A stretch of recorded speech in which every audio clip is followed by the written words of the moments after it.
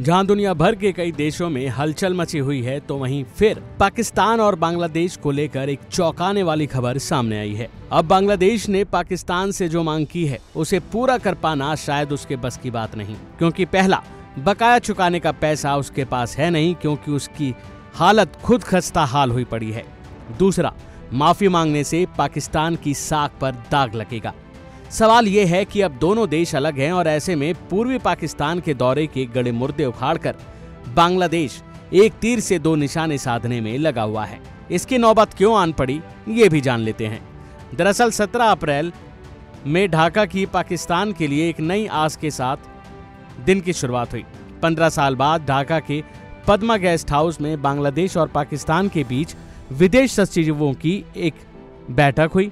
बांग्लादेश की ओर से विदेश सचिव मोहम्मद जसीम जदीन और पाकिस्तान की ओर से अमना बलोच अपने अपने प्रतिनिधि मंडल की अगुवाई के साथ इसमें शामिल हुए। इस बैठक में बांग्लादेश की तरफ से इतिहास के पन्ने खंगाले गए। उन्होंने पाकिस्तान से उनकी जिम्मेदारियों को याद दिलाते हुए पाकिस्तान के होश उड़ा दिए, क्योंकि बांग्लादेश ने 1971 से पहले के संयुक्त पाकिस्तान की संपत्तियों में उनका हिस्सा, विदेशी मदद, बकाया भविष्य निधि और बचत योजनाओं का कुल मिलाकर 4.52 अरब डॉलर का दावा ठोक दिया। जी हां, इस बैठक में साफ तौर पर बांग्लादेश ने पाकिस्तान के साथ विदेश सचिव स्तर की वार्ता में कई अनसुलझे मुद्दे उठा दिए। बांग्लादेश ने 1971 के अत्याचारों को लेकर ऐतिहासिक रूप से अनसुलझे मुद्दों को उठाया और पाकिस्तान से सार्वजनिक तौर पर माफी मांगने की मांग कर डाली। दोनों देशों के बीच गुरुवार को 15 सालों में पहली बार विदेश सचिव स्तर की ये वार्ता हुई। तो वहीं ये सुनकर खुद पाकिस्तान के भी होश उड़ गए जब ढाका ने पाकिस्तान से 1971 में पूर्वी पाकिस्तान के अलग होकर स्वतंत्र बांग्लादेश बनने के समय की संयुक्त संपत्तियों में से अपने हिस्से के रूप में 4.52 अरब डॉलर का भुगतान करने को कहा।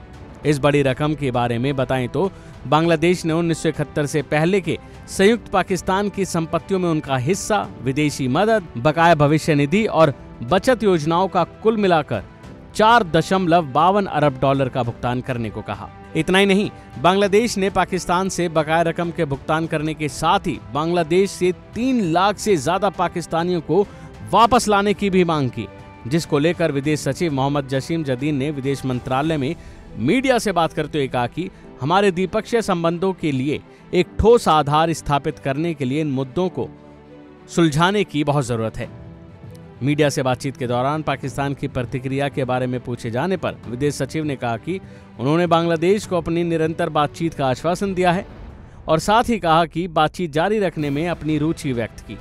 हमारा उद्देश्य मुख्य मुद्दों को उठाना था। अब देखा जाए तो पाकिस्तान जहां बांग्लादेश को अपने साथ मिलाना चाहता था, लेकिन उसको इतना बड़ा झटका मिलेगा ये उसने भी नहीं सोचा होगा। अब देखना होगा कि आखिर पाकिस्तान इस पर क्या फैसला लेगा। अभी के लिए फिलहाल इतना ही। बाकी ऐसी तमाम खबरों के लिए देखते रहिए इंडिया डेली लाइव का डिजिटल प्लेटफॉर्म।